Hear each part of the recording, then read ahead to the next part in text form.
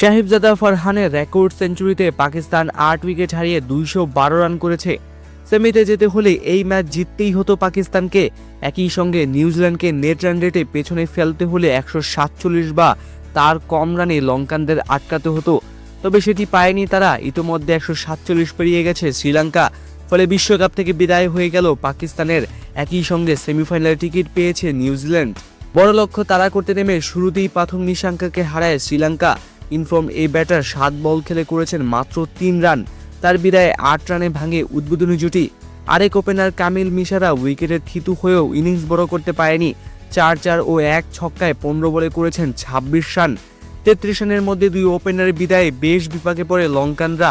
দলের বিপদে তখন হাল ধরেন চারিতা সালাঙ্কা ও পবন রত্নায়কে।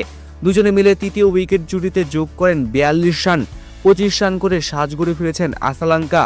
এরপর কামেন্দো মেন্ডিস ও জানিত লিয়ানাগে দ্রুতই ফিরেছেন। দুজনের কেউই ২ অঙ্ক ছুঁতে পারেনি। তাতে আরও একবার বিপদে পড়ে স্বাগতিকরা। এবার অভিজ্ঞ দাসুন সানাকাকে সঙ্গ নিয়ে দুর্দান্ত জুটি করেন লিয়ানাগে। তাতে কিছুটা হলেও ম্যাচে ফেরে দল। এই প্রতিবেদনে লেখা পর্যন্ত ১৬ ওভারে ৫ উইকেটে ১৫০ রান করেছে শ্রীলঙ্কা। ৩২ বলে 50 স্পর্শ করে অপরাজিত আছেন লিয়ানাগে। আর সানাকা অপরাজিত ২৬ রান করে।